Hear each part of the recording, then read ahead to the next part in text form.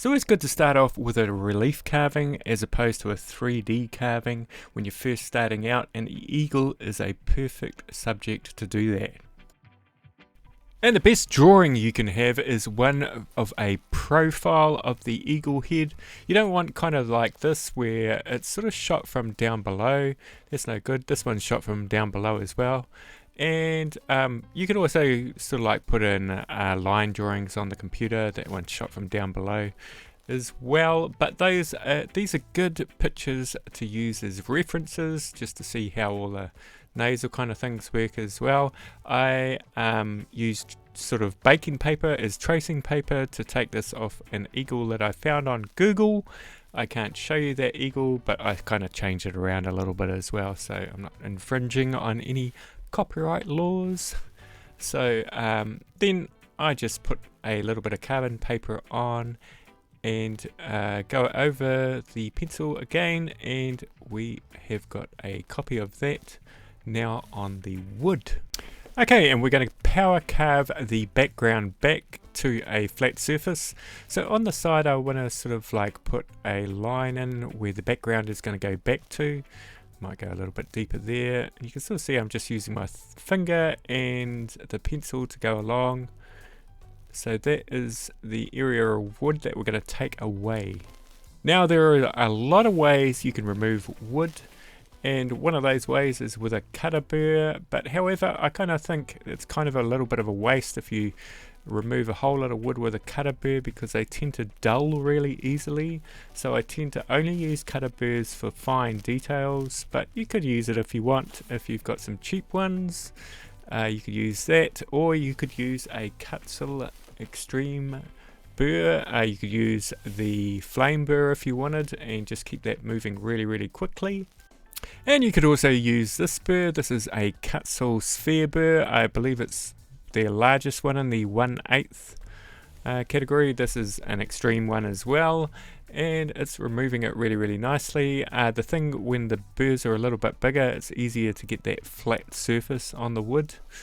And I'm using sort of like that sponge there on under my hand and sort of going along, and so I'm sort of like not doing it free, like in a free hand, not like holding the carving up.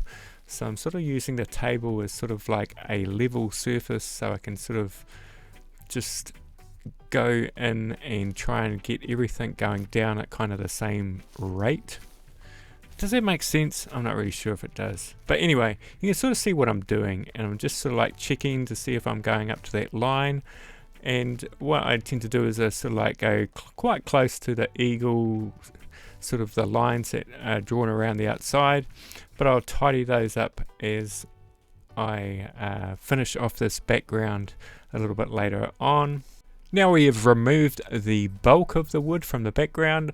I could go back in with a cutter burr and just smooth it out, and I'm kind of using that sponge again to sort of keep my burr level and just move the carving over it. Yeah, it's one way of doing it anyway. It's not the only way, but I just sort of work quite well on this eagle carving. Okay, so to remove that little bit in between the beak and the body, I'm just using the Cutzel Fine Sphere burr, the smallest one that Cutzel has got, and I'm just sort of like going back into the carving with that. You can control that very easily, and it just fits in between the beak and the body. So that's what you're kind of looking for when you're sort of choosing a burr, that it can fit into the place that you want it to. So I'm sort of like taking it back to that background, and then we'll use some other burrs to sort of like fine up the lines. And I'm using my favorite Cutzel burr, and that is the fine taper burr. I think everyone should have one of these. Just really good for sort of like fine details, getting into sort of like tight areas, undercuts and all those kind of things. It's yeah, so that is the fine Cutzel taper burr, and you can sort of see that I'm just using the tip there to sort of get closer to the lines. Okay, so I'm pretty happy with the background. I'll probably tidy it up a little bit later on, but now I'm just a little like looking at that reference point with the eagle, sort of deciding on what's the highest point. It's that bit above the eye, and then the eye needs to be a little bit submerged into the carving.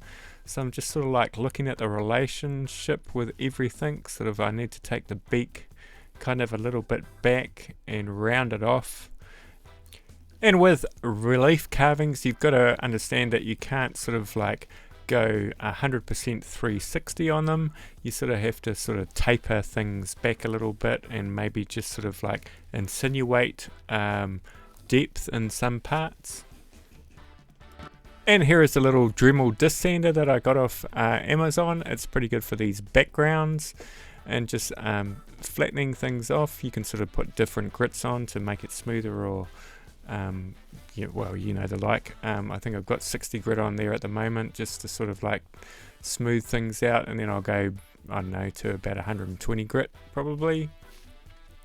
And it's back to using that taper burr, and now I am just rounding off the beak with the side of the taper burr, give it a little bit of shape, and I sort of like try and do things that I kind of know what it's going to look like to start off with. So I know the beak's going to be round, and the top of the head is got to be sort of like the most prominent part, because then the eye is going to be sort of submerged under that top kind of eyebrow there. So I might carve the top next. So let's do that. And this is what happens if you lose control of your Dremel.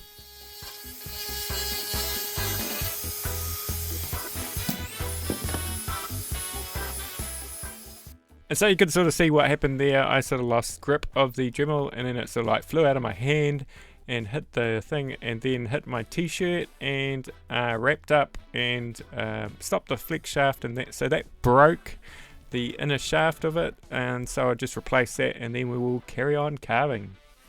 I guess it was lucky that I only had the fine taper burr on there. And now I've got the fine Kutzel sphere burr on, and this is great for kind of shaping.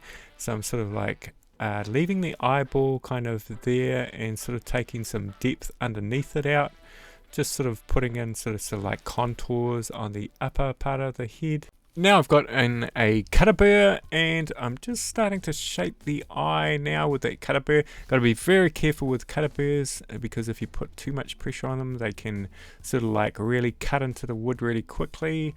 So probably would suggest maybe a diamond burr if the wood is quite soft. But like if you go really lightly, the cutter burr is quite nice. But yeah, you do have the danger of taking too much off. So yeah, just shaping that eye, sort of like getting it sort of a little bit more submerged under that sort of like eyebrow of that top part. And then we'll go and put details in.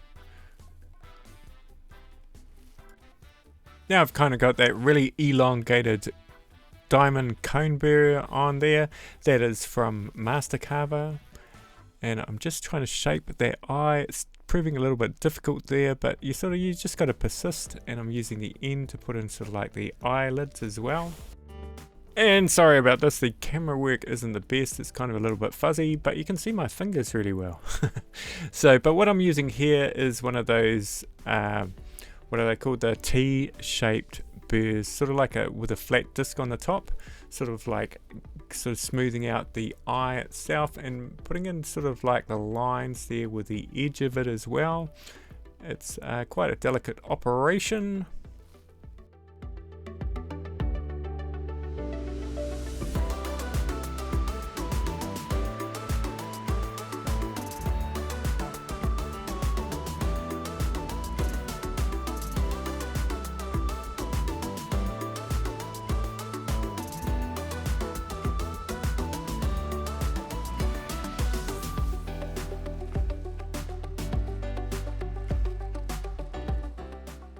And so I've just used that cutter burr to put in the sort of like details of the feathers. I haven't gone into great details on each individual feather, but I might put in just a couple of feathers sort of down the bottom to sort of show you what a feather can kind of look like. You don't have to put them all over the body. Yeah, so that's what I've kind of done there, and sort of just added a little bit of depth behind those feathers.